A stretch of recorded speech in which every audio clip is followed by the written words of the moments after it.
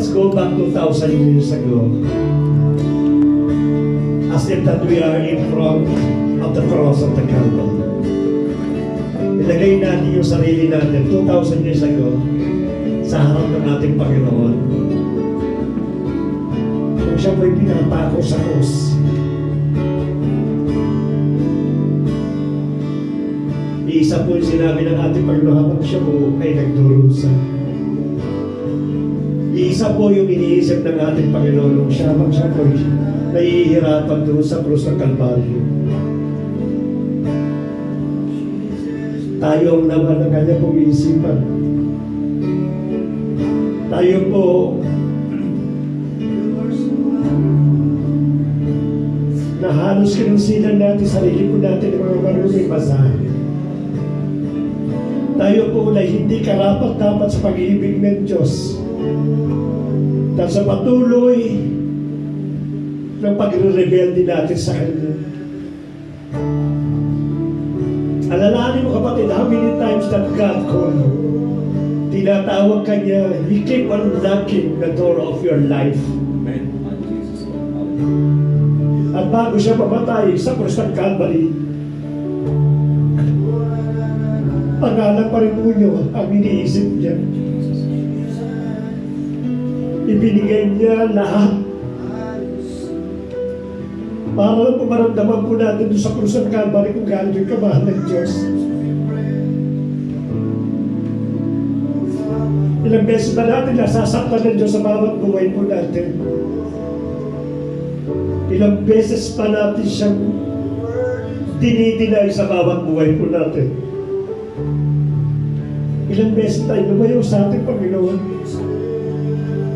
Ngunit ang pag-ibig ng Diyos ng ating Panginoon sa Kristo hindi natin maintindihan. Habang lumalayo tayo sa Kanya, siya naman po lumalapit sa bawat isa po sa atin. I would like to encourage everyone. Alalahanin niyo yung kabutihan ginagawa ng Diyos sa bawat buhay po natin. There's a lot of people that they cannot wake up in the morning.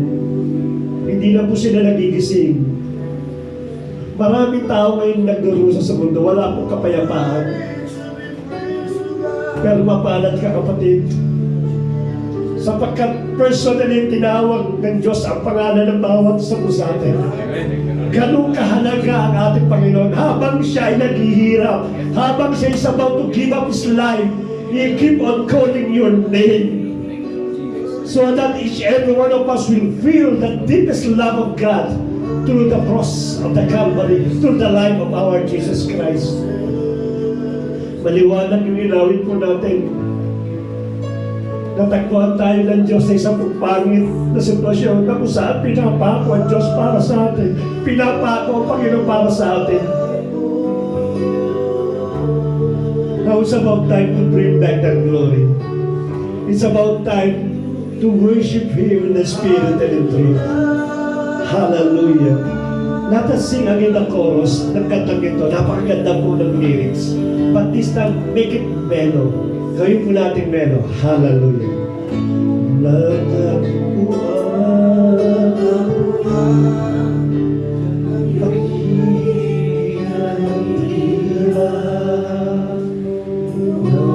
Sa krus ako'y iyong pinalaya. Tama na. Jesus, alalahanin niyo pag-ibig ng Diyos. Ang pag-ibig na hindi mo nagbabago.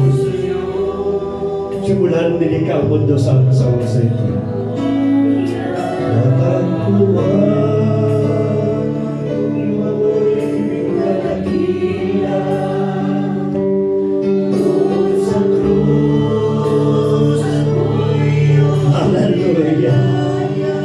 sa buhay ng Panginoon, nagkaroon tayo ng kalayaan.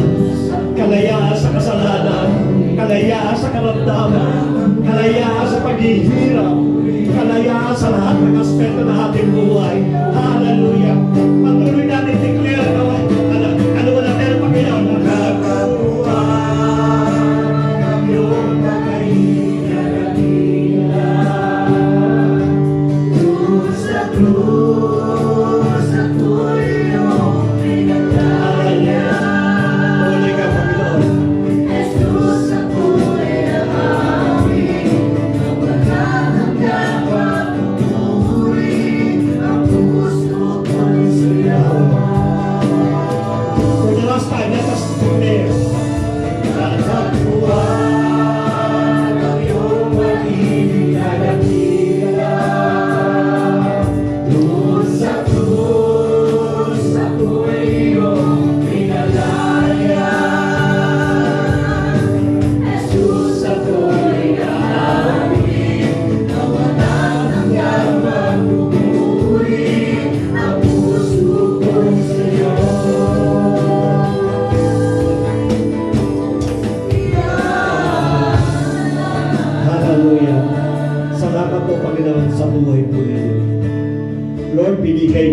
inyong buhay upang magkaroon pa kami ng buhay na walang hanggan. Kaya mo yung aming pagpasalamat, yung aming pagpakilala sa iyo bilang sariling Panginoon, Diyos na tagapagligtas, at bayaan mo ang buhay po namin ay muli pong mayanayin at may balik sa inyo, Lord. Father God, tulungan mo manlingkod mo, Lord, sa pag-deliver ng message. I always proclaim, kung wala po kayo sa akin, I am nothing, so Lord God. But because of the power of the Holy Spirit, Father God, that will give me the utterance, Panginoon, alam namin that in every word na lalabas sa bibig na manlingkod po ninyo, magre-rema po ito, magbibigay ng motivation at encouragement po sa bawat isa. As we continually, Father God, worshiping you, maupo ka sa iyong trono, mapangiti ka namin, malawalhati namin ang dakilang pangalan mo sa buong araw na ito, Lord. Sa iyo, Panginoon, papuri ang pagsabat, pagluwalhati, pagkakila. Ito po dalangin namin at inilim namin sa makapangyarihang pangalan ng Panginoon sa Kristo. Lahat tayo magsasabi ng Amen. Amen. Hallelujah. Makakapula po tayo. Enjoy the seat.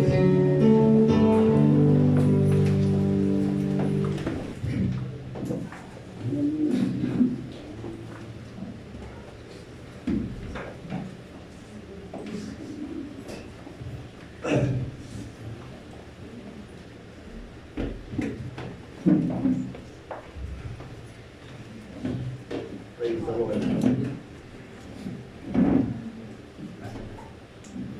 Salamat po.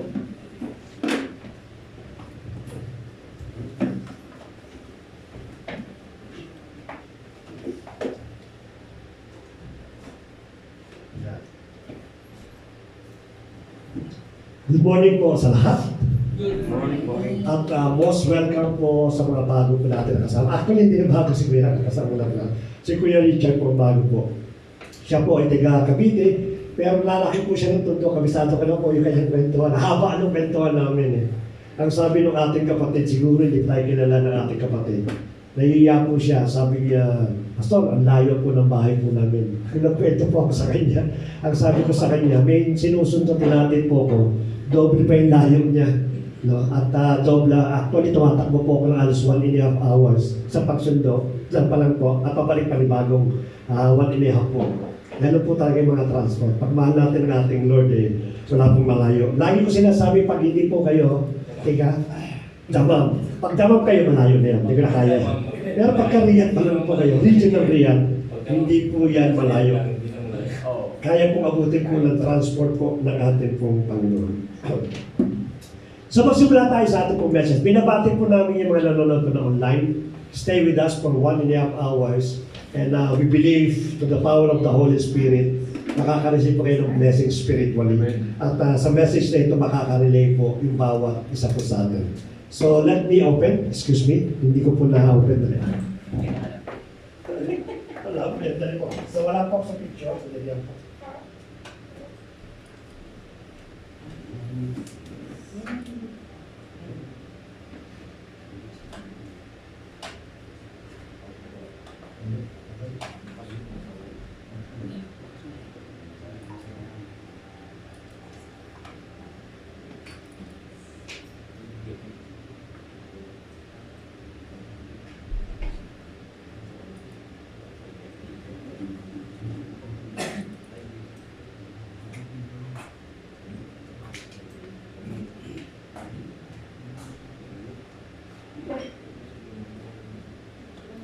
Dali po excuse me po.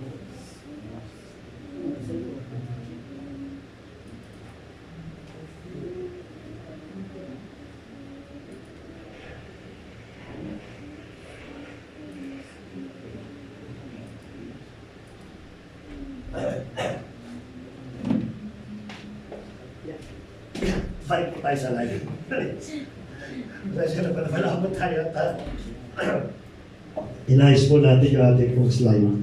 So, we start for the message for today. I hope my family also will watch watching right now. Para po may bahagi po natin yung magandang message for today. Let me give you a photo. Sino po nakakalam ng photo na ito? Yan. Normally sa mga nagda-drive, kabisado nila yan eh. Sino po nakakalam ng photo na ito? Ha? This is safety cone. Safety cone. Ano sabi doon? Then may nagbanggit ng warning. No? Good. Warning sign. Normally, tawag po nila dyan, sa mga klase po ng ganyan may guwit-guwit, it is early warning device. No? Yung maaga pagbibigay ng babala. Maraming klase po yung early warning device. So meron pong tawag sila triangular, which is normally kasama sa mga sakyan na binibili po natin. Andun po yan. But itong conical, normally ginagamit po yan sa mga constructions. But the same purpose, it is an early warning device. No? Yan po is made of plastic, normally made of plastic.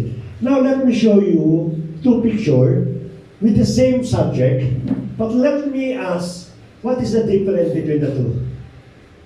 Yan. Pareho sila mechanical, but what is the difference between the two? Dito po ako para makita. Ano po? Yan.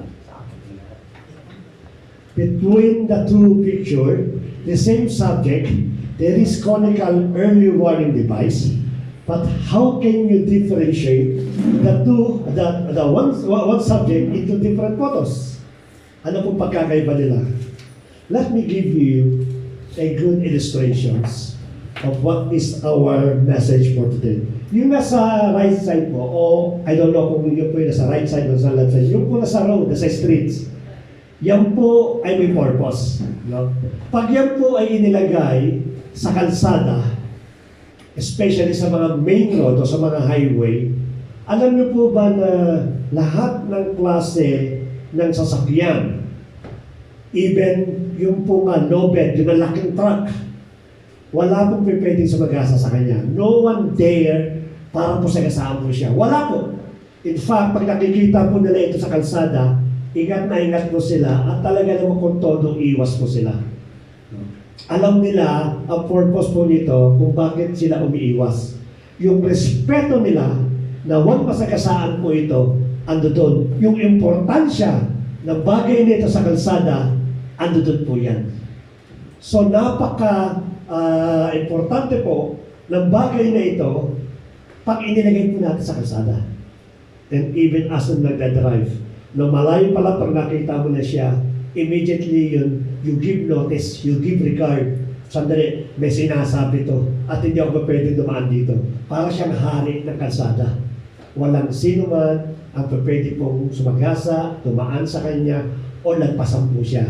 Karamihan po iniiwasan po yan. But on the other side, no, yung pong early warning device na pag inilagay mo doon sa kalsada, marami po yung nagre-respeto, alam nila yung importansya. Pero sa kabilang side po, walang pumupulot, walang pumapansin. The same material, the same things, pero iba po yung pagtingin ng tao sa dalawang ito. Sa kabila po, wala po siyang value. Anything without value, hindi na po na pinupulot. Actually, tinatapon ngayon sa garbage. No? But look at the other picture, na pagkatapos po gamitin po yan, inililipat ulit sa panibagong street for another important purpose, important objective. Kanong po pinahalagahan ito. At ayaw po nilang nasisira sapagkat yan po ay importansya po sa isa pong kalsada. Anong ibig sabihin po nito? Ang ibig sabihin lamang po nito na yung value ng isang bagay ay nasusukat po natin kung tama yung lugar at tama yung pinaglalagyan. Tama po ba?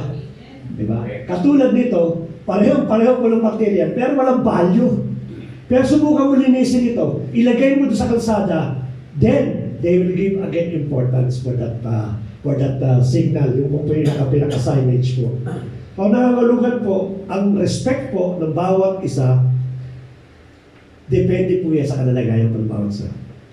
Bakit po nabanggit? Kasi importante po na malaman natin patungkol dito at sa bawat message ng bawat subsatin. Likewise po, ang tao po, katulad din ng conical early warning device. Kung saan na ilalagay mo yung sarili mo, doon ka nagkakaroon ng value.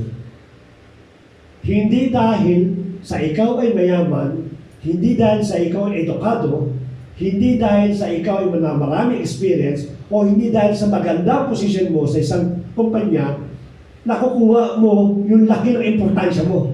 Hindi po.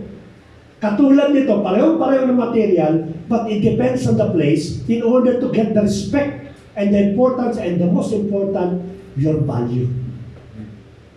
Let us remember, sa ating message for today, we will discuss about our value at bakit tayo nagdi-depreciate, bakit bumababa yung level ng value natin.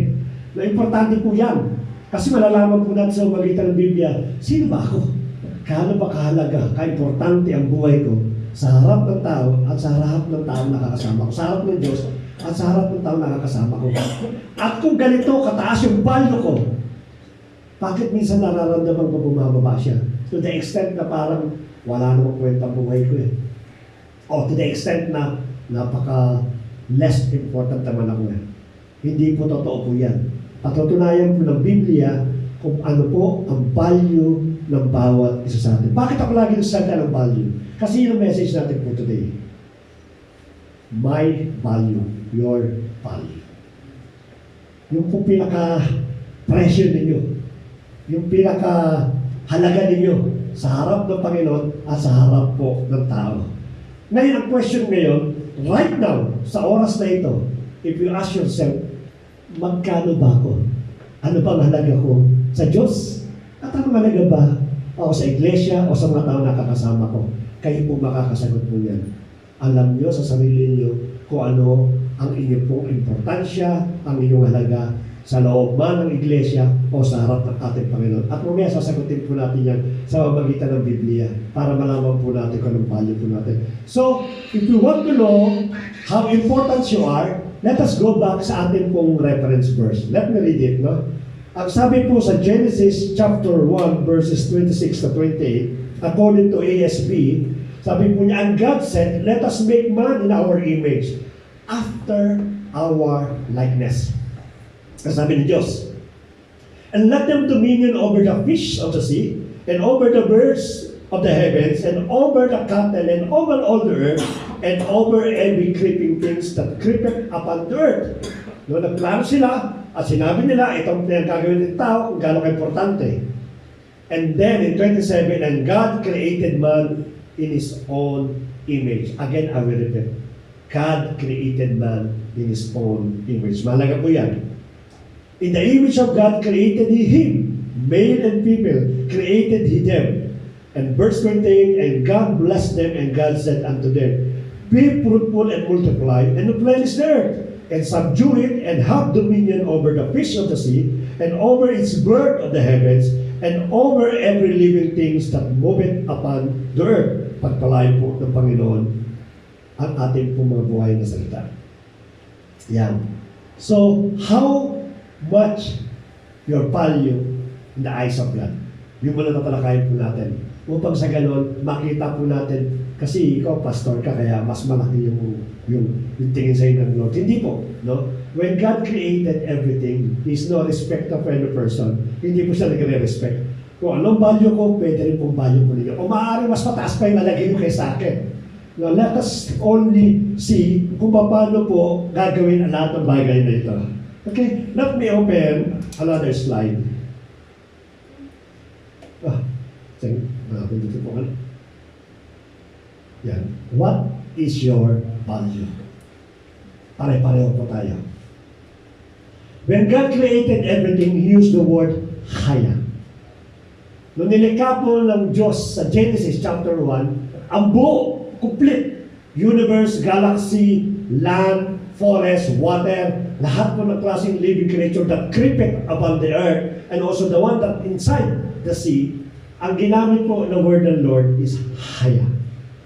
Ano po meaning po ng haya? Because there is a significant lesson about the word na ginamit po ng Diyos. Ang haya po is to exist, to become, or to happen. Paano yung nilikha po? When God spoke the word, everything, or suddenly, everything being created. Kano kapangyarihan po Diyos? Nung sinabi niya, let there be heaven and earth.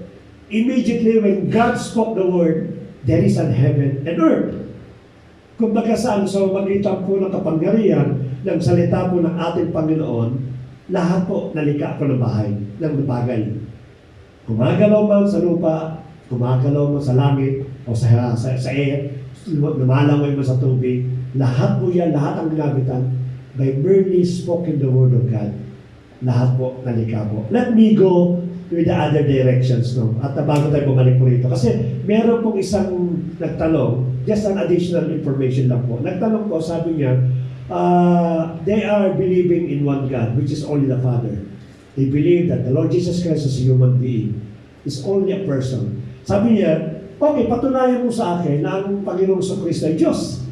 Nung nililika ng Diyos ang lahat ng bagay, which is the one that I mentioned in the book of Genesis, ang sabi niya, nasaan ang Panginoong Kristo?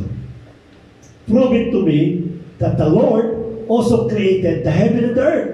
The Lord also created everything that you see. Sabi nung nagtatanong sa ano. Ang sagot ng isa, sabi niya, nakikipag-usap daw po ang Diyos sa ating Panginoong Kristo. Parang consultation. But for me, there is a big catch kung paano po kasama ang ating Panginoong Kristo sa paglikha po na lahat ng bagay. This is out of topic, but let me introduce so that we have an idea. In John chapter 1 verse 3, kaya ito pagkakasulat, all things were made through Him. And without Him, which is the Lord Jesus Christ, was not anything made that was made. Ang ibig sabihin, lahat ng bagay ay nalikha sa magitan po niya. Kung wala siya, wala daw pong malilika. Kung gagamitin po natin siya, ang ating Panginoon Kristo. Nangangahulugan po, because when you read John chapter 1 and 1, before coming verse 3, the Lord is our word, verbo. It is the spoken word of God. So nangangahulugan, without the Lord Jesus Christ, there is no word that will come from the Father. So, there is no word, sapagkat ang lahat ng bagay na likha po sa magitan po ng word, nangangahulugan, nothing will be created. This is how important the Lord Jesus Christ.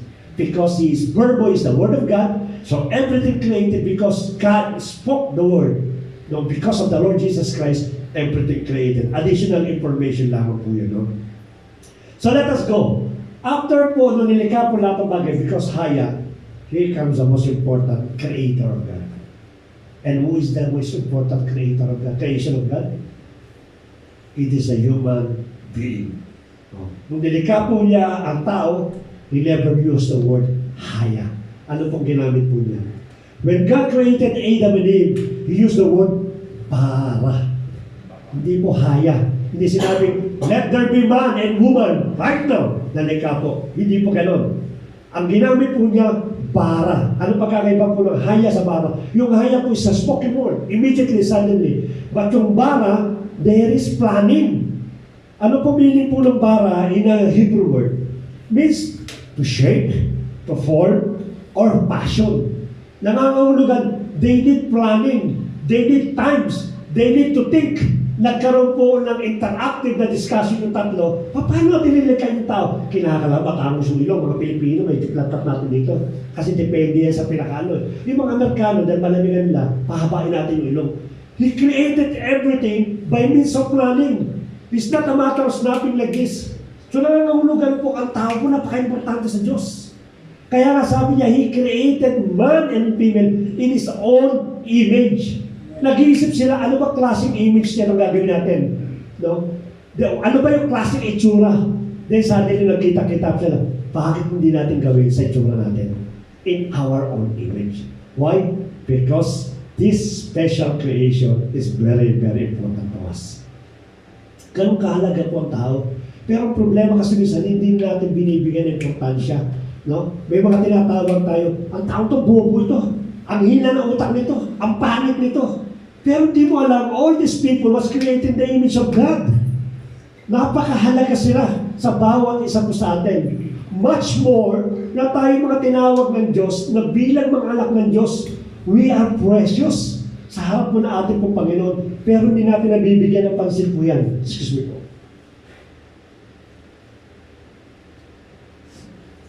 Pasensya na po, pinaiyak ako ng Lord kanina. Kasi ganda ng kanta. Hindi po natin nakikita po ito. He fashioned everything carefully, knitted everything para puzzle. Kinakalangan. Pag lumabas yung tao, perfect na katulad natin. Kanya kamahal ang bawat. No exception. Every human being on this earth, ikaw man ay atheist, ikaw man ay agnostic, ikaw man ay Gnostic o ano man ang paniniwala mo, you don't believe God, it will not change the fact that God loves human being. Yun po katotohanan po. Hindi po natin pwede pasabilihan po yun. Even when sin, our value from God are never na nagiging nababago po ito. Let me open again another slide. In Psalm chapter 17 verse 8, ang sabi ng ating Panginoon, o ang sabi ni David, keep me as the apple of your eye. Hide me in the shadow of your wings. No? Ginagamit na nito. Pagka tayo po'y nanliligaw at gusto natin bulahin ng mga babae, you are the apple of my eye. Ginagamit po natin yan. Pagkamat yan ay luma na, pero napaka-effective pa rin. Pag sinabi mo sa nanliligaw yan, kinikilig yung mga babae, uy, ako pala apple of the eye. No? Ito po ay naging practice na ng mga nanliligaw. But, to be honest, we don't know what's the really meaning of the apple of the eye. Akala natin pagka-apple of the eye, ikaw lang yung tinitingnan ko lagi, yung mga magandang yung mga tingin na malalagkit. Sa'yo lang ko lagi nakatingin, never ako tumingin sa iba. Ganun ang pagkakaintindi natin. But God Himself declared that we are the apple of His eye. Ano ba yung sabihin po ito? How I know that really I am valued sa mata ng ating pong Panginoon? No, aside from being yung lagi natin tinitingnan, yung apple of the eye, but the real meaning, it was spoken in the book of Zechariah. Ang meaning pala ng apple of the eye, pag tinignan mo pala, boss, tinignan si Ate Myla, yung palang reflection ng aking mata, makikita dito, it is the same person na tumitingin. So when God look for Ate Myla, it is not Ate Myla is looking. It is the little God that He created. Ganun ka-importante tao. Hindi niya lang tinitingnan, kundi every time na nagre-reflect si Ate Jess sa mata ng Diyos, meaning He is the little God. Kaya pala si serpent, nung sinabi niyang, pag kinain mo ito, you will be like God. No? Somehow, there's a partial truth about these things. Because when God created Adam and Eve, ang plano po talaga niya to become a little God. Kaya ka pinagbinigyan authority. No? Yun po talagang plano. Kaya tayo talaga nasa likeness, nasa itsura natin, pagiging itsura ng ating pong Panginoon. Yung palang meaning po ito, kaya every time na ginagala ng Diyos yung kanyang pong mata, nagre-reflect sa mata niya, hindi yung sarili mo, kundi yung kanya pong sarili sa bawat isa po sa atin. Ganun tayo kamahal ng Diyos. Hindi niya ginawa yan sa mga hayop. Hindi niya ginawa kung sino man. Kaya nga sabi ko, naaawa ko sa mga taong they declare that there is no God. No? Nakakaawa sila. If you just only know how God loved them, talaga mahahabag ka sa kanila. Yung pong buhay ng Diyos, ng ating pong Panginoon sa Kristo na binigay para sa iyo, then suddenly they declare, there is no God. No? Let have mercy ng ating pong Panginoon dumating sa mga tao po nito. So let us proceed again. We are God's apple of the eye. Let us remember na tayo po ay malilit na Diyos na tinawag po ng ating Panginoon. Ganun tayo mahal ng ating Panginoon. God actually see a tiny reflection of Himself pag sinabi po God, apples of the eye. Proceed tayo. We are always in God's heart and mind. Hindi po nawawala akong tao. No? Sabihin natin, paano po yung mga nagre-rebelde? Paano po yung mga sumasamba sa mga Diyos-Diyos? Paano po yung nagkikir sa Diyos? Sila ba ay nasa puso't isipan po ng Diyos? Opo. Sapagkat sinabi po yan doon sa ating verse sa Psalms. Ang liwanag po, ang sabi niya, what is a man? Pag sinabi po man is a general term for everyone, not only for the believer. Every created things, man and woman. Yun po, simbolo po ng tao dito. What is a man that you are mindful of him? And the son of man that you care for him? Bakit mo nilalaanan ng oras? Ito mga tao ito, na patuloy naman gumagawa ng kasalanan sa iyo. Bakit ka nagkaalala sa kanila, samantalang sila walang pakialam sa iyo? No? Ang sabi dito na the book of Psalms, yet you have made him a little lower than the heavenly beings and crowned him with the glory and honor. No? Pagkamat, itong situation po nila, ito pa rin yan. Binigyan mo pa rin sila ng crown and glory. No? Alam ko na bawat sa pusatin niya na napakamahal po ng pagkabil na ating pong Panginoon. You have given dominion over the works of your hands. You have put all things under His feet. Kaya nga sabi sa atin, kahit hindi tayo marunong mag-manage ng business ng Diyos, He still continue trusting you to put your authority, to put everything under your feet. Ang sabi po ng ating pong Biblia, no? Mismanagement. Lord, tanggalin mo na sa taong ito. Nung isa may nanalangin ko mga kapatira na napipi ko na, Lord, itong nakapatid natin ito na hindi na po nagiging tama. Tanggalin mo na yung management sa kanya. Pero sabi ng ating Panginoon, what is this man that you are mindful?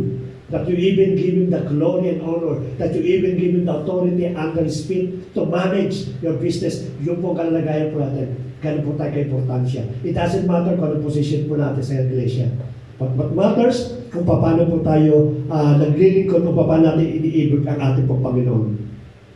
All sheep and oxen, and also the beasts of the field, the birds of the heavens, and the fish of the sea, whatever passes along the paths of the seas. O Lord, how majestic is your name in all the earth. Kaya po si David, namamangha po siya.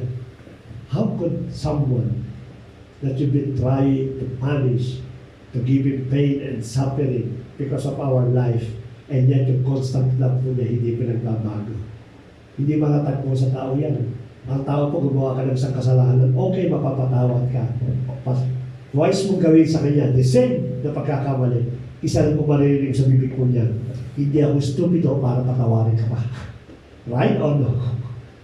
Diba? Kanya ng tao. Pero look at this guy. Itong ating po pinag-uusapan ng Diyos, kung paano niya minamahal ang bawat sa atin. Who are we that ever Almighty God spend times to mind us? He is the everlasting God. He is the creator of the heaven and earth. Kung ako po pag-uusapan po natin, napakadami kong business. Bakit ko asi kasi si Kuya Manny? Napakadami kong iniisip sa mundo. Yung kapakanan naman, bakit ko iisipin siya si Kuya Chong? Marami siya sinasabi. Pero look at this. Individually, He's been taking care of us. Kaya ang ganda ng katakahina doon daw po sa cross natagpuan tayo ng ating Panginoon. Na bagamat napakapangit na sitwasyon, but is the most perfect place that God found each every one of us.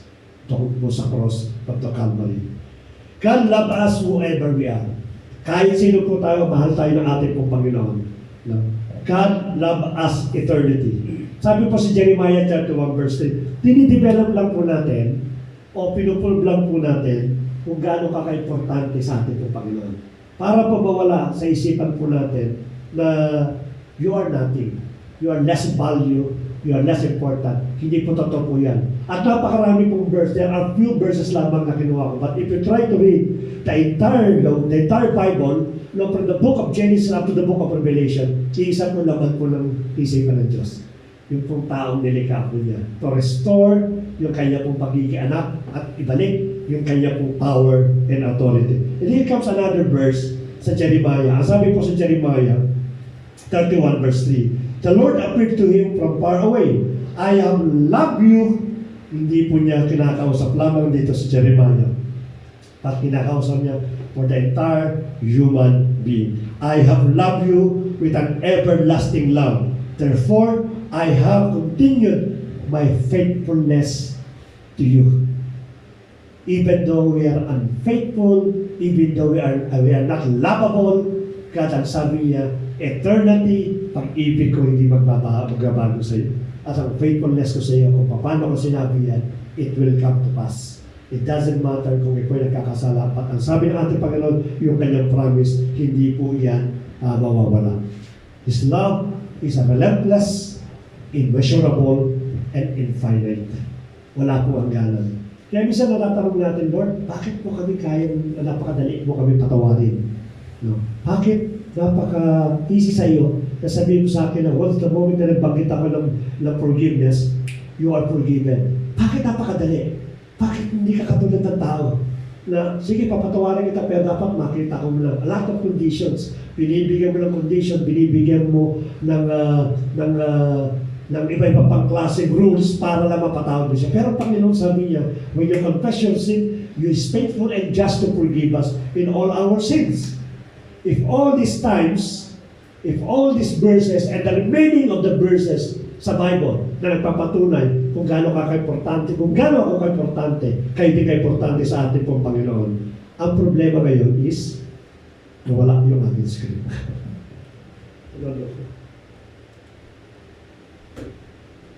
Kasi di akin po laptop to, kaya pasensya na po ngayon. Commercial ulit po tayo.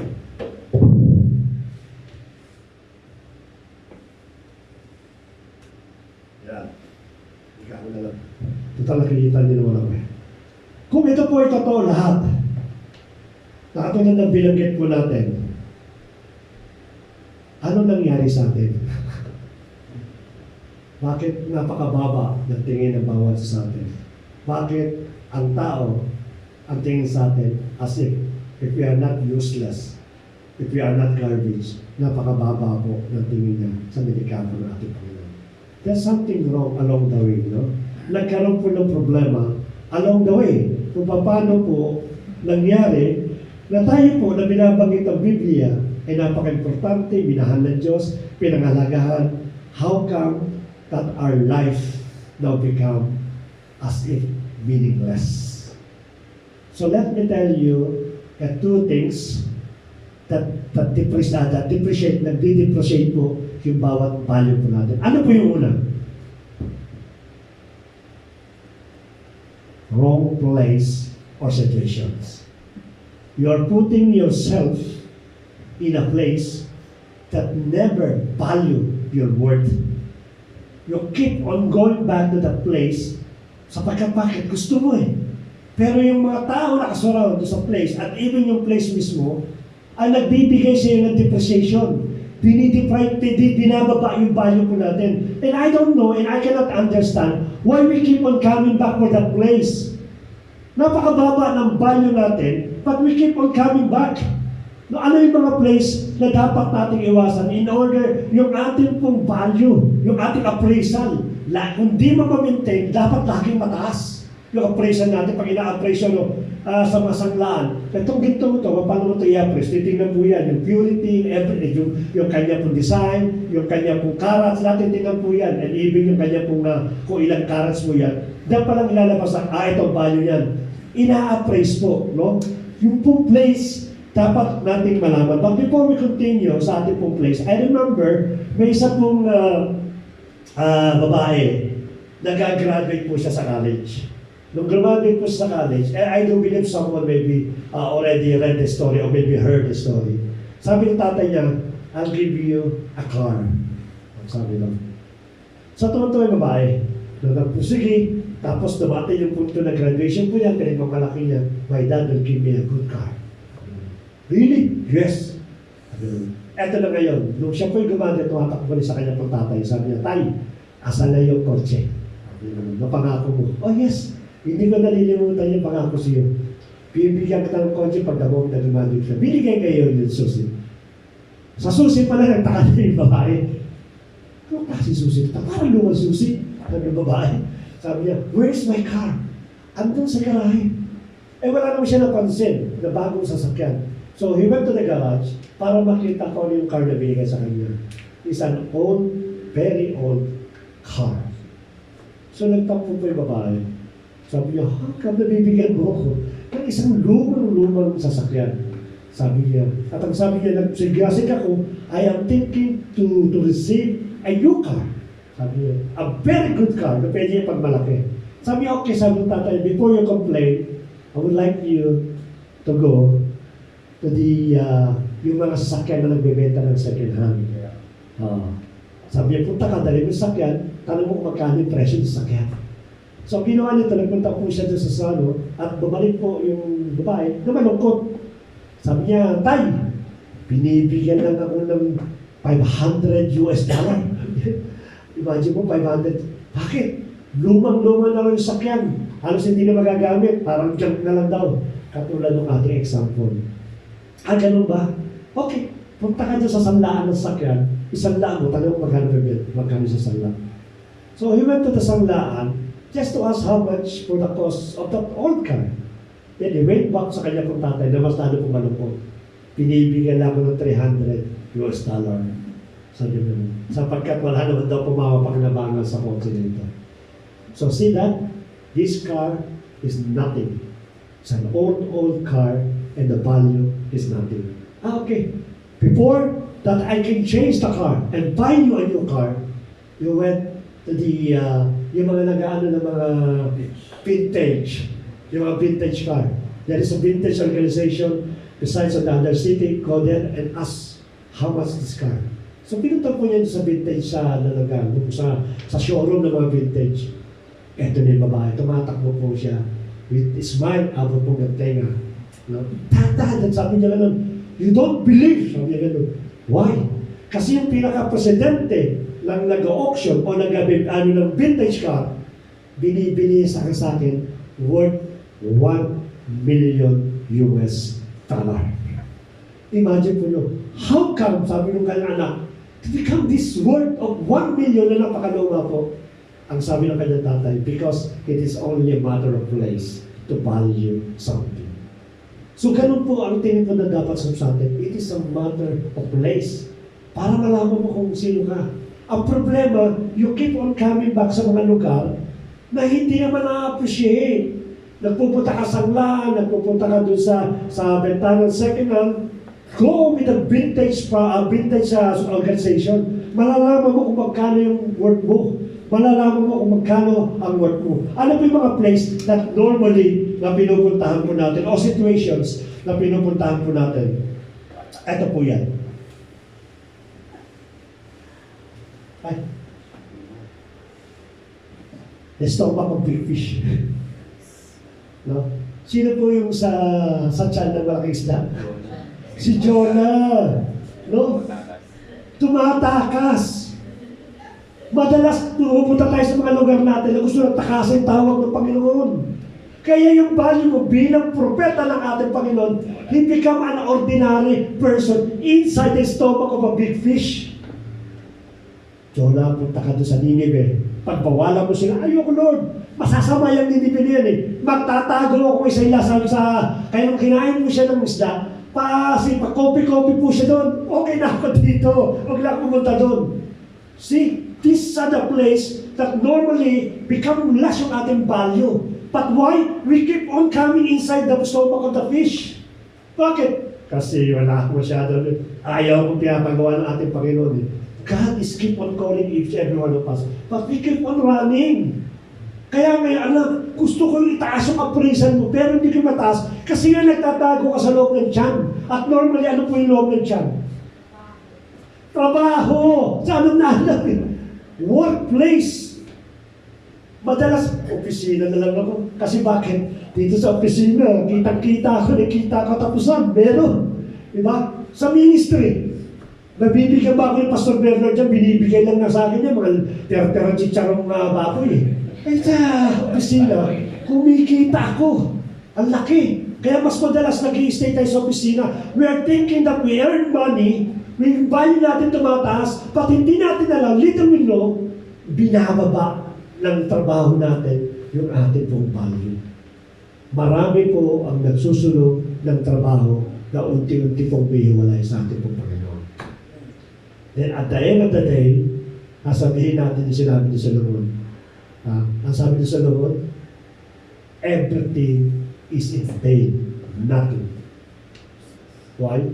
Because we continue going back doon sa tiyan ng isla na ito. Hindi mo madinig yung tawag ng Panginoon sa atin. Tinatawag ka na bilang isang musician ng ating Lord. Sandali, punta mo na ako doon sa banda. Kaya kalakalakalapit ko ng ganyan. Kumikita na ako sa gabi. Ay dyan, nagkadarapan, nagkakalyo-kalyo ng kamay ko. Hindi mo lang mabigyan ng hadiah ng pastor o ng simbahan. So he's thinking na yung calling na ibinigay ng Lord, yung gift, kala niya sa mundo, mataas yung value niya. But little he knows, na bumababa po yung alaga po natin sa harap ng ating Panginoon. Hindi na po yan. Kasang kapwa natin mananampalataya, bumababa po yan. So, it's okay to work. Nagtatrabaho tayo, OFW tayo, it's okay. But don't spend the rest of your life sa trabaho. Sapagkat yung trabaho later on, iiwan ka rin yan. Especially pagtanda po ng bawat sa puso natin. Ano pa? Self-pride. Yung situation natin na kinokorek ka na para tumaas yung appraisal mo, ayaw mo magpakorek. Lagi ka nagse-self-pride. self-righteousness. Kala mo sino sila makapagturo, kala mo sino. Sila din naman eh. Diba? Instead nakikita mo yung mali mo, tinuturo o ginaganti mo yung mali ng kapwa-tao natin, wala pong ano po doon. Nagkakamali po kami. But every time na kinokorek ka, dapat magpakorek ka sapagkat hindi naman kasalanan ng pastor pinag-uusapan natin. Yung kasalanan mo, pinag-uusapan natin. So pag na-moment na namulat ang mata mo, at nakita mo nagkamali ka, the first thing you have to do is to ask for the forgiveness. Alam niyo po ba, lagi kong sinasabi ito, I hate a person that always saying na, opo, mali ako.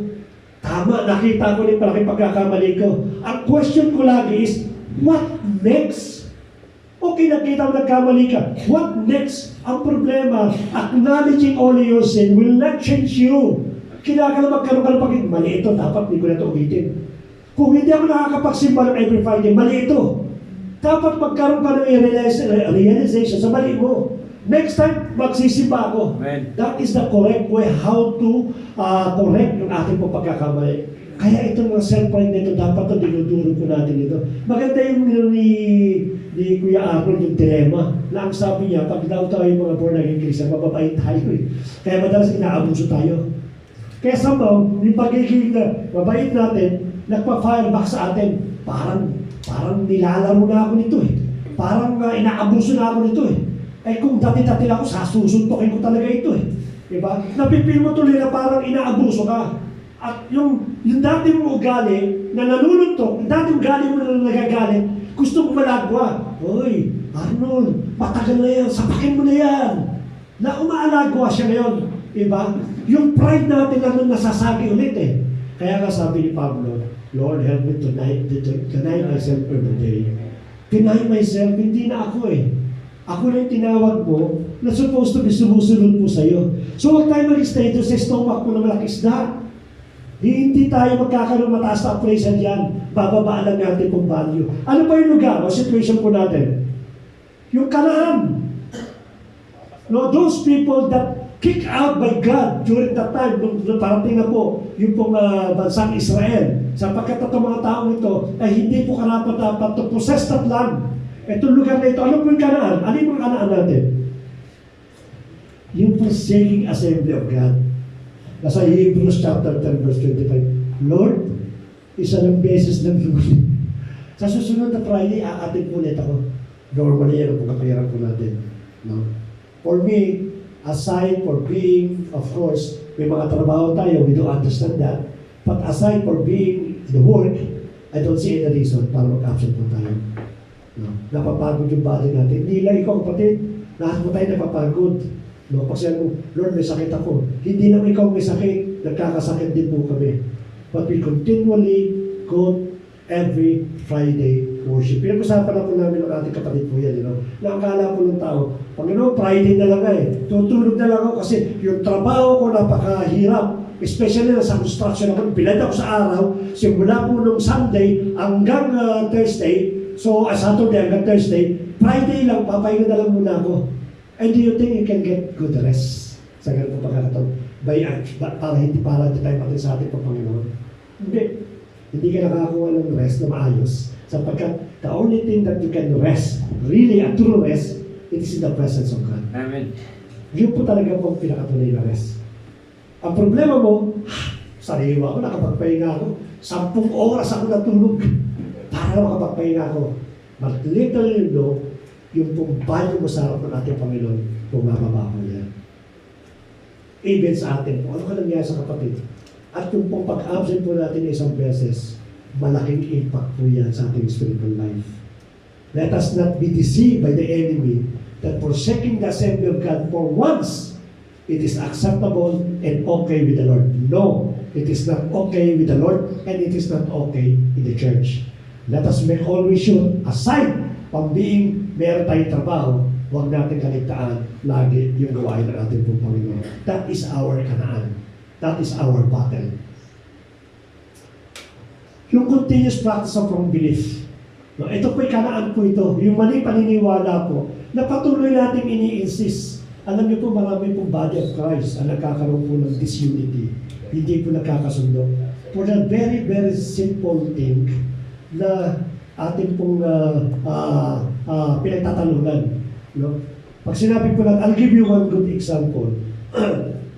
Sa book of Thessalonians, and even the book of Revelation, they call it rapture. There is no word rapture. You cannot find in the Bible the word rapture.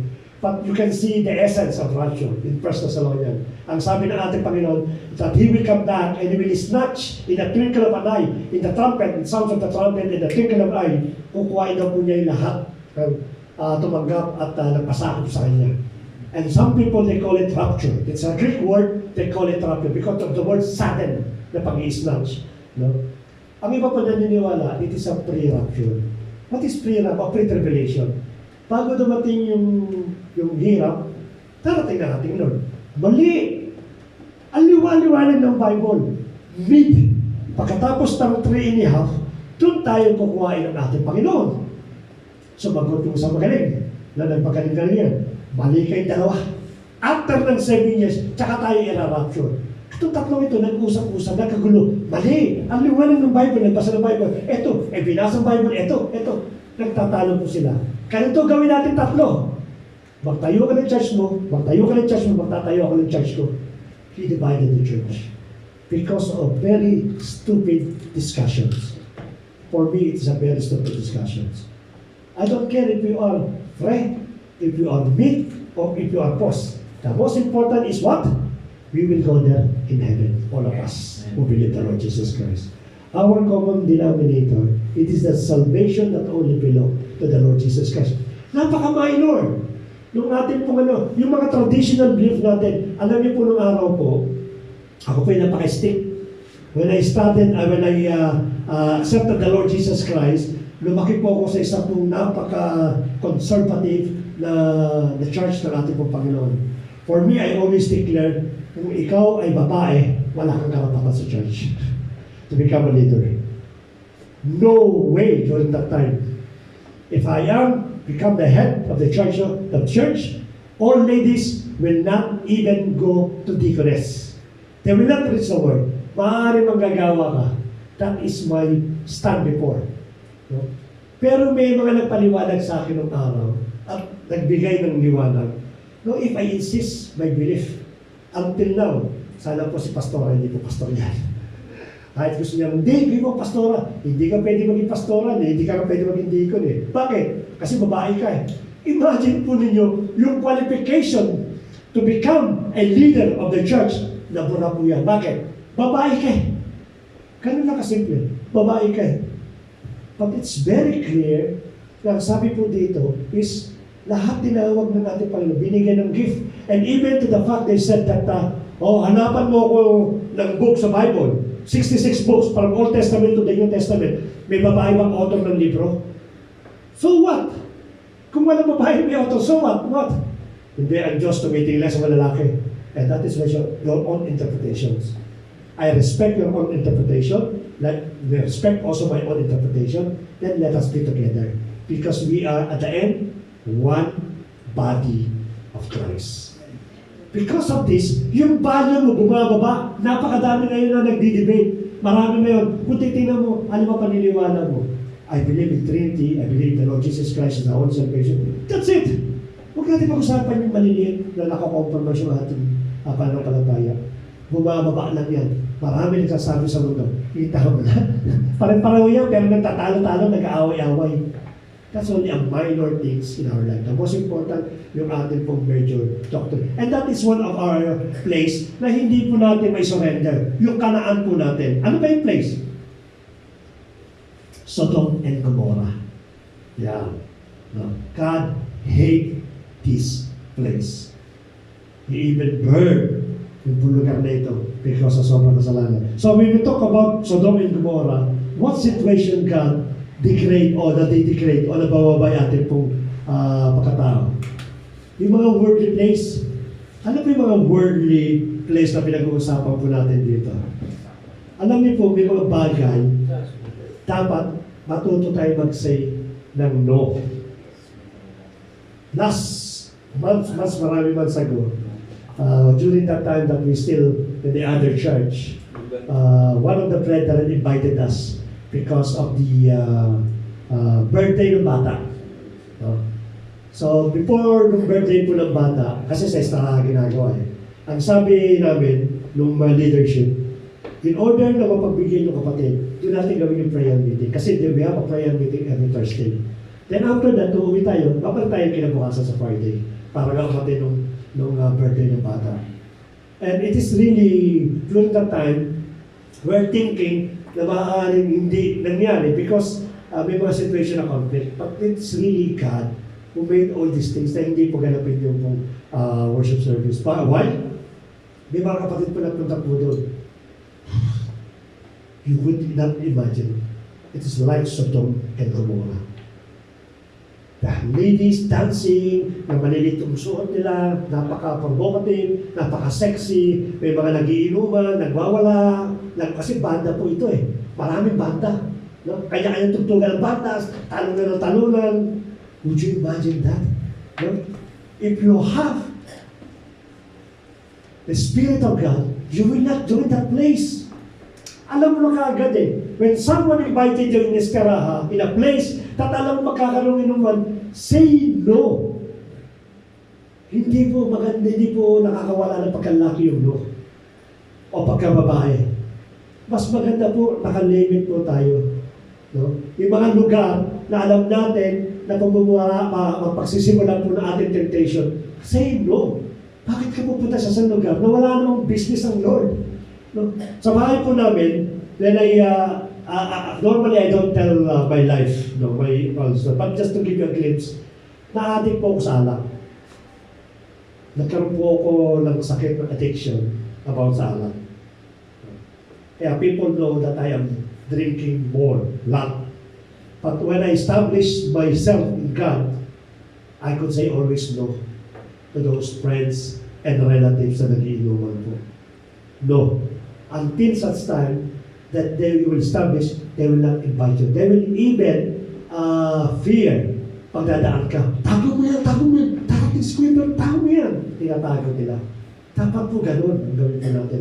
May mga place kasi, even alam mo ba, yung pong Batak, it is also a place of Sodom and Gomorrah. Somehow, no, I'm not saying na huwag tayo pumunta po doon. But because a lot of temptation, napakadami na sa Facebook.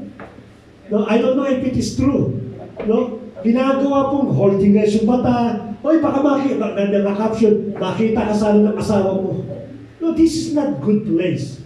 A place that demoralize, that will damage your character, hindi po dapat natin pinupuntahan po yan. I'm just only giving one example, mga worldly place. Alam po niyan. Anything that there is no business of God, you don't go to that place. Sapagkat yan po ay Sodom and Gomorrah. And God hated that much. Kinainisan po ng ating pong Panginoon yan. Let us proceed. Ano pa yung pagkalaan? Yan. Yung ating po mga vices. Bakit tayo, before makakilala sa ating Panginoon, may mga vices tayo.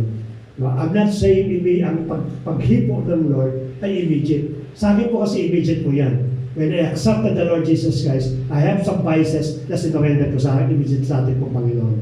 But let us continually pray and trust that whatever, yung mga ano ba ABC? Meaning lang, ABS-CBN, ano yun? Uno sa acronym ng mga vice ng ABS-CBN. Alak. Babae. Sugal. Ano yung CBN? The CBN pa yung dinutukan nila. I cannot remember. I think something like cigarette, no? Cigarette, something like this. Alak, babae, sugal, and so on and so forth.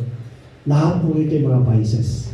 Lahat po ito yung mga spirit that trying to demoralize, that trying to deprive, that trying to lower your value sa ating pong Panginoon. Hindi lang po yan. The most important po na gusto ko itanim sa bawat sa puso atin. Every time, someone na nakakita sa iyo, it is not only you na napababa. Kaya may mga born-again Christian, damay po kami lahat. Dahil sa isa pong tao na gumawa po ng kanya pong bisyo, no? Damay ang buong simbahan. Damay po yung body of Christ. So siya po ang Sodom and Gomorrah na dapat pumiwasan po natin. Lastly po, yan. Ano po yung David's balcony na dapat natin iwasan? Diba? Alam na bawat sa atin kung ano nangyari kay David nang siya punta pa yung balcony. Kaya kayo mga nagpapagawa ng bahay, huwag kayo magpagawa ng balcony. Tagilid kayo dyan. Yeah. Gumawa na lang kayo ng second floor na may window, pero walang balcony. Pero bahay namin may balcony kasi. No? Alam na bawat sa po yan, yung place na kung saan po iisang beses lang nabitan si Haring David. A man's after God's heart. Napakaganda po ng istorya po ni King David. No, never na makikita po ninyo yung kanya pong hindi pagsunod sa ating pong Panginoon. Kaya kasi sa pong tinanggal po ito yung kanyang temptation, yung kanyang pong pagpaksa. Imagine po yung isang beses lang siya nagpunta ng balcony para lamang magpahinga. Kaya po ang balcony po, it symbolizes every convenient and relaxations. Lord, papahinga muna ako. Time out muna, pagod na ako. Kaya nang ginawa ni David. Kasi during that time, there is ongoing war. Meron po ongoing war. And si David po, ugali niya, every time na nagkakaroon po ng war, hindi po siya ma-absent. Siya po lagi ang sa frontliner. Bakit po siya lagi sa frontliner? Because every time that the Israelite go war to sa mga different countries, nakikita ng Diyos, oy, si David na sa harapan. Kinakailangan yung lahat ng madadaanan niya, akin po yung sisawin, akin po yung lilipunin. Yan lagi sabi ng Diyos. Kaya nagtatagumpay po ba sa Israel? Not because they have mighty warriors, they have plenty of warriors. There's so many warriors of Israel. In fact, no, less po sila.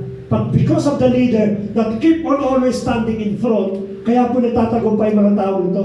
And during that time, Lord, relax muna ako. Payaan mo muna sila.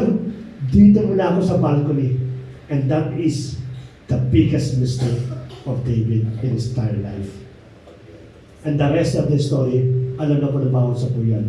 Nagkasala po si David at napakalaki pong consequences ang dinanas mo niya. If you try to read the book of Psalms, chapter 1 up to chapter 90-something, 97 or 99, it is all the weeping of David patungkol sa kanya. Kasama na po sa pinakamalaking pakiyak po niya, ginagawa niya kasalanan kay Betseba at kay Urias, yung asawa po ni Betseba.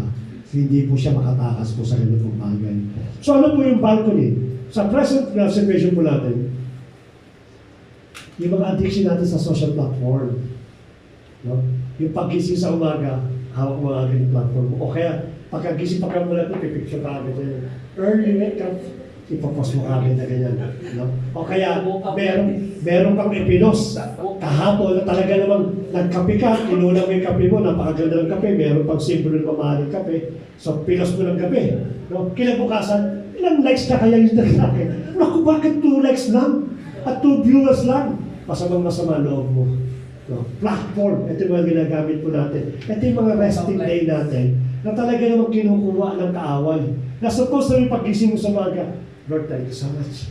Meron na naman akong buhay. Amen. Ay hindi, pagising sa umaga, Lord, thank you so much. 500 likes! Talaga naman, ang galing ko. Yan po lagi na abangan po natin. And that is also deprive yung ating pong personality. That is also going down yung ating pong value sa ating pong Panginoon. Let us remember that ang mga bagay na ito, it is only part of our nature. The most important first is our God. Hindi ko sinasabing huwag tayo gumamit ng social media. Hindi ko sinasabing huwag kayo gumamit ng Instagram, ng Twitter, o na ano pa man din. No? Pero sinasabi ko lang sa iyo, let us always make sure na hindi ito magiging balcony sa bawat buhay po natin. Tama. Isang beses lang po tayo magkaroon ng interest dito. Addiction na po yan. Kaya yung iba pong ginagawa po pag nakakamdam nila may addiction, ina-install na po nila yung Facebook, YouTube, Instagram, sapagkat nararamdaman po nila. Hanggat meron ka pang guts, nararamdaman mo, kung unti-unti ka na tinatawag, nagiging addicted ka na, tanggalin mo na kagad yung apps na yan. Let's go back sa ating pong Biblia. Ano pa po? Yung pagpapahinga. Yung sabi ko nga sa inyo, normal po yan. Yung pong napapagod sa ating trabaho, sometimes you want to take rest. Ako po is a living testimony ng sitwasyon na ito. When I start One lang po, napakainit ko maglingkod sa ating Panginoon. Isang beses lang, alam na bawat sa kuya kung bakit ako minto o bakit ako hindi umatin ng isang beses ng Sunday worship. Yun na po, ang kaparaanan. Pakitapos po nung unti-unti na po ako bumabaksak sa ating Panginoon. Kaya kung natin isipin na magpapahinga na pagkapaganto pong kapaguran. Kaya nga bilib ako sa mga tao lumalabas po ng Friday morning, tapos nagsisimba pa rin po. Bagaman pag hindi katawan nila, and yet, ano yung kanila pong earnest na makasama po sa ating pong Panginoon. Kaya purihin po ang Panginoon sa mga buhay po niyo. Ito po yung apat, no? Isang lugar na kung saan yung ating po, isang pagkakataon sa pong place na kung saan po bumababa yung value natin. Ano pa yung pangalawa? Dalawa lang po ito. Pangalawa is, if there is a wrong place, there is also wrong person or wrong things na nangyari po dyan. Let us start. Ano po yung wrong things or wrong person? Ang wrong person po naman si Delilah. Kaya tayo mga lalaki, iwasan tayo babae. Talekana tayo dyan. Si Delilah. Hindi naman po yan. Iba kasi si Delilah. Iwasan po natin yung spirit of Delilah. Saan po yung mga spirit of Delilah? Yung ating pong boss. No? Pag sinabi natin na ating boss na hindi ka magsisimba ng Friday, tatanggalin kita. Ang mangyayari tuloy, takot na takot pa tayo. Natutuwa ko kay Kuya Manny. Si Kuya Manny ko pag sinabi, boss, Friday, nagsisimba ako sa Panginoon. I remember one time, nung ako po ay pinag-initan ng aming pong assistant CEO. Sapagkat ay, hindi ko lang alam. Siguro pagka talagang anak ka ng Diyos, tapos ay anak ng kaaway, o ano, demonyo, galit na galit sa'yo. So wala pong reason, no reason na to kung bakit siya nagagalit. Naramdaman ko na po yun nung nag-join sa company po namin. So, just keep on ignoring sapagkat alam ko naman that I am highly favored by God. Pinabayaan ko lang siya. Dumating sa punto na kasi nagkaroon kami ng problema, alam na bawat sa kuya, yung aming salary na didelay na po, 3 months, 4 months, 5 months. At pag dumating po yung salary, pag delay ka ng 5 months, parang ginto yan, ginto. Kada yung ilan naman may magte-text, uy, nag-text, bago yan, bago. Talagang napakalaga ng text sa amin, kada ilan naman. Kasi nga inintay namin kung susweldo kami. So dumating po yung punto, nasumweldo nga po kami, pero wala akong natanggap na text. Ako lang pong pumunta ng empleyado. Ang walang natanggap na text. So iniisip ko lang.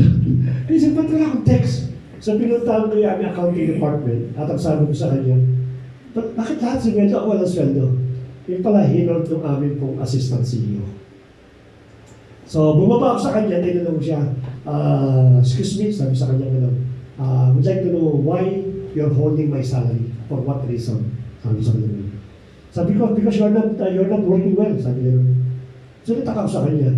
Sabi ko, how you know that I'm not working well? Ano yung basihan mo? No, basta you're not working well. Basta ganun na sinasabi. Alam mo naman ang reason. So, during that time, ay alam mo na, siyempre napakahalaga eh. Nagkakaroon ka ng friction sa isipan mo na katulad ka, sumisipa na old nation mo eh. Suntokin mo. Ganun pinakano. Pero nagbibigay po ako, sabi sa kanya, could you please explain more detail why you said that I'm not working and why you're holding my salary? Basta i-hold ko salary mo. So nag-break out na po ako. Ayaw niya bigyan ng reason eh. Kaya ko susi ko yung sasakyan kasi gamit ng company. Kaya yung susi mo, kaya yung sasakyan, tomorrow hindi na ako papasok. Sabi sa kanya nila. So umalis na ako ng opisina. Tumatakbo siya, umahabol siya.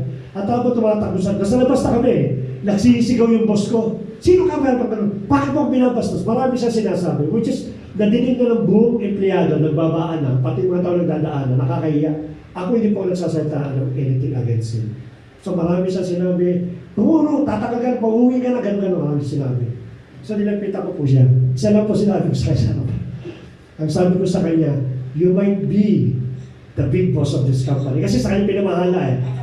But I have a great boss compared to you. So nag-isip ito. Maraming isip niya. Sino boss mo? Wala na boss itong dead boss. It is the Lord Jesus Christ who put me in this company. And also is the Lord Jesus Christ that He will remove me from this company. Nagulat po yung boss po namin eh. Hindi niya kailangan sasagot sa kanya eh. Sabi siya sa kanya, ang Diyos ko, ang siya naglagay sa akin dito, ang Diyos ko rin ang magtatanggal sa akin dito. So, kinabukasan po, pumasok ako, and then these things happen, nakarating po sa amin yung CEO, may-ari ng kumpanya. Then he called me. Sabi, what happened yesterday? Pinaliwanag ko, gano'n, I don't know what's ano. Okay, you go to our accounts department, get your salary, then I'll take care of this. After 1 month po, tinanggal yung boss ko. Hindi ko mabalik ka sa kanya na, sabi ko sa iyo, mas malakas ang boss ko eh. Ay, walang maniwala. Ang boss mo, demonyo eh. Tinalo na yan eh. Sabi sa kanya gano'n. Tapos nung nag-iwalay kami, humingi siya ng sorry. Anyway, it's already been forgiven.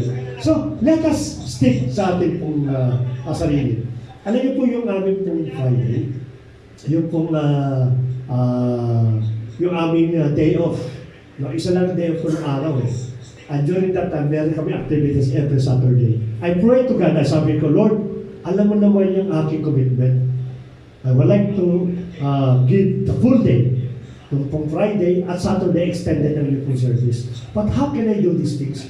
If you keep on, hindi mo pakikialaman yung company namin, day off na Saturday. Sabi ko, I cannot do these things, Lord. Kaya kong gawin lahat ng bagay para sa iyo. But except for these things, hindi ko magagawa yan. Except when you touch the heart of my boss. That even Saturday, mag-day off kami. Lumipas lang po ng isang linggo. Nagkaroon po ng announcement. Friday, Saturday, day off. You see, this is our Delilah. No, kung matatakot tayo sa mga tao ito, at tatalikuran natin yung ating commitment, therefore, nanalo po ito katulad ni Samson. No, how many times that his parents is trying to warn him that don't mingle, don't associate yourself for this lady. Pero hindi po ito nakinig. Kanin din po ang bawat sa po sa atin. Sa mga boss po natin, o hindi man yung ating boss sa ating pong kampanya, kung sino man po yung mga kasama po natin na ma-influensya po tayo. Second po, yung ating romantic partner. At napaka-danger po nito. Kaya nga lagi namin dinikahan sa bawat sa, kung pipili ka ng partner mo, future partner mo, pumili ka na sa loob ng iglesia. Huwag ka na magalat sa labas. Kasi sakit lang po ng ulo po yan. Malaki pong bagay ang magiging epekto nito sa bawat sa atin. Especially, pagka naliligaw po yung lalaki sa bawat sa inyo, sabihin, hindi kita pakikialaman sa pagdating mo, born again Christian ka. Sa una lang po yan. Kaya ikaw, natali ka na bola, okay, tutan, ito naman pastor, naiintindihan niya naman ako Pagbibigyan ka niya ng 1 buwan, 2 buwan, 3 buwan, then later on, panay ka na lang ng church, wala ka ng oras sa akin. Ikaw dahil napamahal ka na sa lalaki, sige, bibigyan kita ng isang Friday. Nag-date kayo ng Friday, nagustuhan ng lalaki, next Friday, absent ka ulit, mag-date ulit tayo. Sa labas, samahan mo siya, nawala ka na sa ating Panginoon. Then your value become zero sa ating Panginoon. Let us be careful sa pagpili po ng partner. Marami na po akong kilala sa iglesia, different churches, hindi na po Saudi Arabia, even sa Pilipinas po, na wala po sila dahil sa kanila pong kapatid sa buhay. Kaya napakalaga po, tayo po ay mamili ng mga kasama po natin. Ang dami mong buwag at magaganda sa iglesia nito. Bakit kayo mahanap sa labas? Magturo ka na lang, ito Lord, gusto ko ito, pag-pray ko ito. Kaya natin na Lord ang siya pong pumili sa mga sabsabi. Sino ba po? Yung mga kaibigan natin. Mamili tayo ng kaibigan. Hindi ko sinabing iwanan yung kaibigan po natin. Pero kung ang kaibigan po natin nagiging cost na ng ating pong paglayo sa ating Panginoon, nagiging cost na ng pagbaba natin ng importansya ng ating pong halaga sa ating pong Panginoon sa bawat kapatiran, then be careful with your friends. Marami pong kaibigan na kaibigan lamang. Pero pagdating po sa gandang uli, magkaroon ka ng problema, iiwanan ka po yan. At the end, yung po mga kapatiran mo makakatulong sa'yo. Bakit? Yung kasi ang nagmamahal. Yung kasi ang siyang umuunawa. Yung kasi ang siya pong may tunay na concern sa bawat isa po sa atin. Kung may kaibigan mo kayo, mas priority po nyo ipaging kaibigan po ng bawat kapatiran. Pangalawa po, yung mga Canaanites, ito yung nakatira po sa Kanaan na pinagbabawal po ng ating pong Panginoon. Dito po nakipag-isa yung mga Hudyo. At dahil sa pakikipag-isa po nila, nakita po natin sa mga nag-aaral po ng online BS, nakita po natin na unti-unti pagpaksa bansang Israel because of this Canaanites, nakipag-isa nila. Sino-sino po ito? Yung pagmamahal sa pera, the love of money. Ito po yung mga Canaanites po ng buhay po natin. Tandaan po natin na ang pera po maganda kung ikaw ang nagpapatakbo. Pero kung pera ang nagpapatakbo na sa iyo, then you have a big, big problems. na wala na po yung value po na bawat sa po sa atin. People keep on running on money. No? Habol ng habol sa... Natatandaan niyo yung isang illustration sa Facebook na kung saan ay yung si Satanas. May dala siyang panungkit at sa dulo ng panungkit, yung pong pera. At ang mahabol, yung mga tao, habol sila ng habol doon sa pera, pain, kakaaway. So nagiging slave po tayo ng mga pera nito. Kailangan po natin kumita. Kailangan po natin mag-impok. Kailangan po natin mag-earn even the extra money. But when the moment that you love your money more than God, that will be a problem sa bawat isa po sa atin. Alam niyo po, even a member of the family can be also a catalyst. People sometimes they don't understand. Hindi ko na sinasabi na iwanan po ni pamilya po natin. Ang ibig sabihin lang po, pag dumating sa punto that you have to think everything na siya maghihiwalay sa ating Panginoon, then it's about time to make a big decisions. Hindi mo sila papasusin, hindi mo sila iiwanan, hindi mo sila ini-neglect. But rather, you have to make the right decision sa bawat pamilya po natin. Sometimes yung pamilya po natin we cannot understand. We will not understand us. Hindi natin maintindihan. Why? Because we have a different belief. Pero pwede natin silang akitin sa ating Panginoon sa magitan ng ating pong sa ating pong pagsama, no? Sa papakita ng ating pong testimony sa ating pong mga buhay. Marami na po kami kinounsel na yung kanyang pong lalaki, unbeliever, babae po believer, sapagkat mainit sa ating Panginoon, she decided na hiwalay yung kanyang pong asang lalaki. Never kami magkakounsel na hiwalay mo po. Sapagkat una-una, that is against the law of God. Masabi ko lang sa kanya, for a while, huwag ka muna magsimba, but serve Him with complete love. Ipakita mo na sinunod kita at yung pag-ibig ko hindi nagbabago sa iyo. Kasi, alam niyo po, yung time natin sa ating Panginoon, isang pinagsasalosan ng mamana sa buhay ko niya. So just to make sure na na-attend po natin ang tawag ng Lord at the same time yung tawag po ng pamilya po natin. And in case na nagkaroon po ng conflict, I told you, let us be wise. Magkaroon tayo ng wisdom in order to deal these things. Ito po, mga paraan po yan upang maging paraan po ng ating po mga wrong person bumaba yung pali natin. Ito pa yung mga toxic people. It's not part of the Bible, but yung mga toxic people. Alam mo yung mga toxic people, dati iiwasan yan. Isang sa ulo. Pero hindi kasi, pastor, kaibigan ko siya simula ng bata hanggang sa paglaki namin. Magkasama kami kumakain, magkasama kami tumatay. Parang sinasabi, no? Magkasama kami sa paglalaro, ibig sa mga nasusubuan kami dalawang ganyan, parang magkapatid. But if that person is really toxic in your life, especially sa pananampalataya po ninyo, dapat niyo pong iniiwasan po yan. Sino ito mga toxic na ito? Bilangin ka sa 1 Corinthians chapter 5 verses 11 to 13. But now I am writing to you, it is Paul who was now writing to these Corinthian people, not to associate with anyone who bears the name of brother if he is guilty of sexual immorality. Nangangulugan, ito yung part ng iglesia eh. But may mga tao kasi that they perform sexual immorality that they cannot stop it. Despite maaari ng pagsisita, despite ng reminder, despite ng kanila pong pagbibigay ng mga word of God, they cannot control themselves. They perform sexual immorality. Ang sabi dito, iwasan natin mga tao ito. Why? Because it will degrade your personality. Hindi lang sila makakahawa sa iyo, kundi mag-a-associate yung spirit nila in order mawala yung value ng bawat isa po sa atin. Ito sinasabi ni Paul, yung pong greed. Ano yung greedy? Yung pong, ang tawag sa Tagalog? Nadamot. Swapang. sa mga kanyong na kantong swapang. Yung meron na nga, yung greedy, gusto pa kuha lahat. Katulad ng ginawa ni David. That's greediness. Nung narinig siya ni Prophet Nathan. Diba? Meron, nag-iisa lang eh. Kinuha pa ng ano gagawin mo? Greedy yan. Talaga napakaswapang talaga yan. Then sabi si Prophet Nathan, ikaw yung greedy. Kung meron ka na, gusto mo sirain pa yung buhay ng tao para makamit yun sa kanya. Nag-iisa na nga lang, kinukuha pa ng bawat sa atin. Iwasan po natin ito. Ito po yung mga toxic na tao. Ito po yung nakapagbibigay ng sakit ng ulo at nakapapababa ng value po natin. Yung mga idolater, no? Or drunkard, yung pong swindler, ito po yung mga manluloko, nandadaya, ito po dapat iwasan po natin. Sila po yung mga toxic people that cannot give you a good appraisal ng mga personality nyo. Marami po yan, but this only the one that I mentioned, these things. God judged those outside, first the evil person from among you. But naguli po sinabi po doon. In 1 Corinthians chapter 15, verse 33, do not be deceived.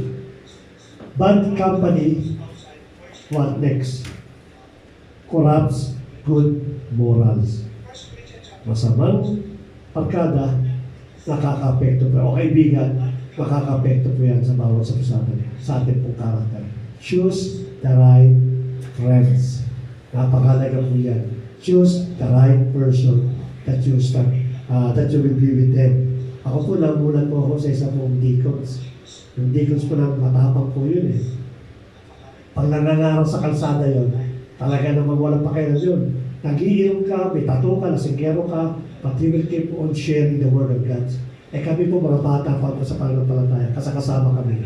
Because of His attitude, because of His Spirit, no, na i-transfer po sa amin tatlo yan. Magkakaklase kami po ngayon ang siya pong naging bunga ng deacons na ito. That every time that we put in a place, alam niyo po napunta kami sa isang place na ang sabi ng mga tao sa labas, huwag kang papasok dyan.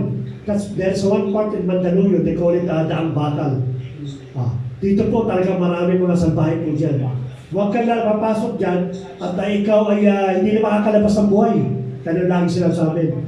But because we are holding the gospel, we have the Lord Jesus Christ. Sinuyod po namin yan. Simula po, kasi dulo-dulo yan eh. Simula dulo, hanggang dulo sa kabilang dulo. And would you believe, nakapag-open po kami tatlong Bible study sa lugar na yun, sa umagitan po ng evangelism. See, doon po tayo sa mga pagbibigay sa atin ng spiritual maturity.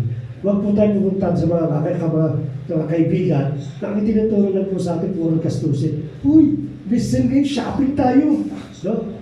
Kaya si Mrs. nadala siya. Ay, sige, anong shopping yan? Sa Shein, marami. Bumibili ka ng maraming damit kasi nakasale na. Pero binubuksan mo yung partner mo, saan katuntak ang damit mo na hindi pa nagagamit? Why? Kasi maling influensya ng kaibigan sa bawat buhay po natin.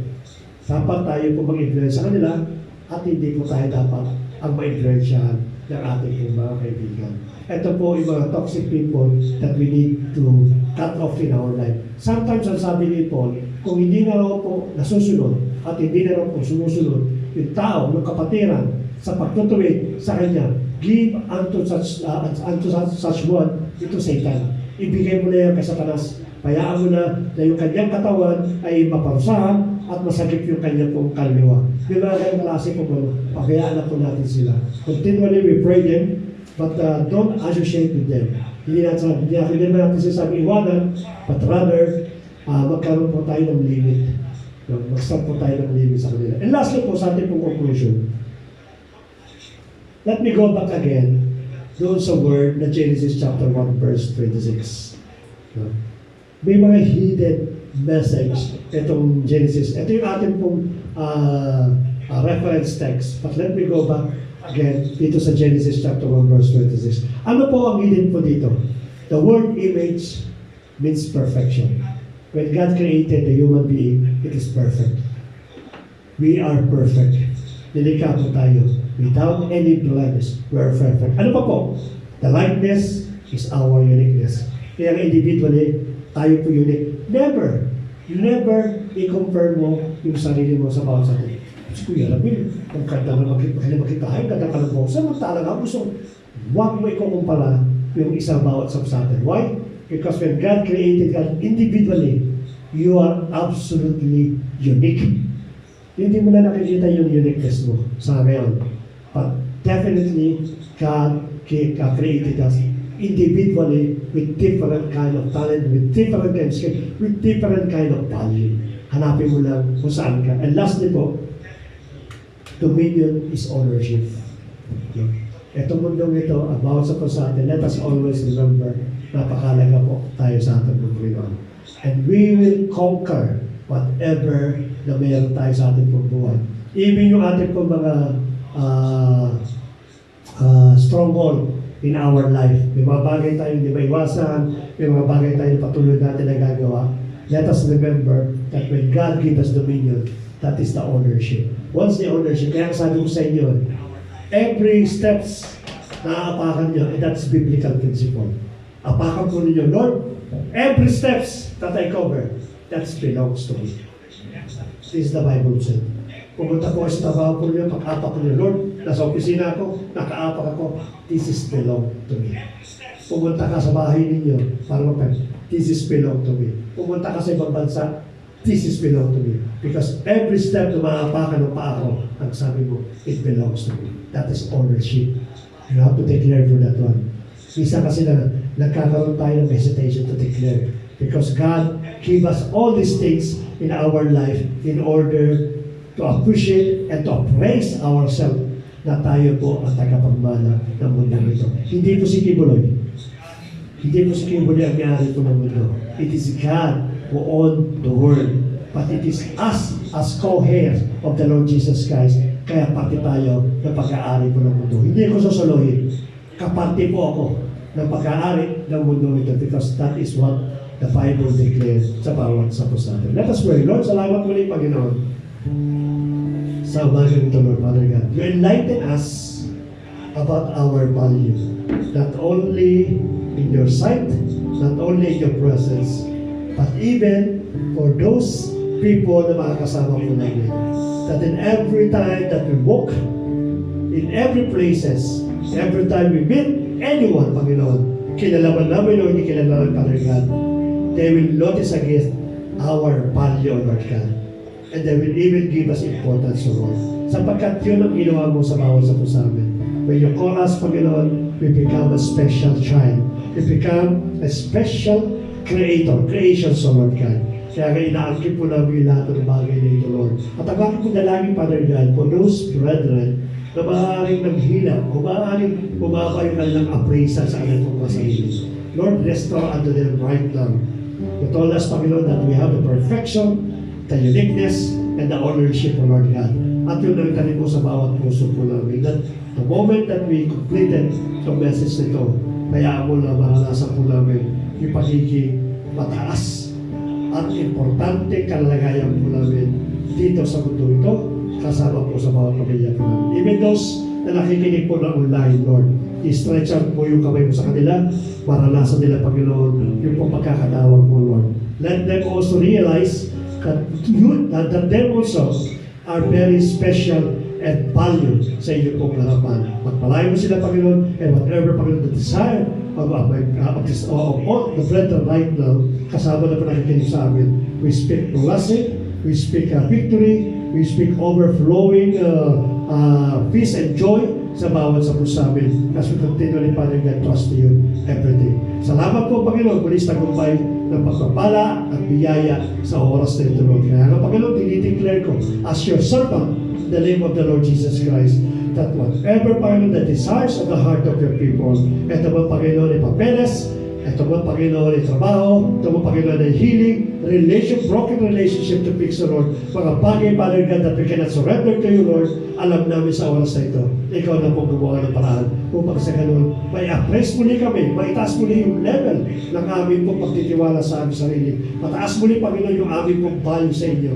At magbabuhay kami na meron pong katagumpayan sa bawat isa po sa amin. Salamat po, Lord. Muli sa iyo namin binabalik ang papuri, pagsambang pagluwalati, sa tamang dakilang pangalan lamang po ng Panginoon Jesus, lahat ay magsabi ng Amen.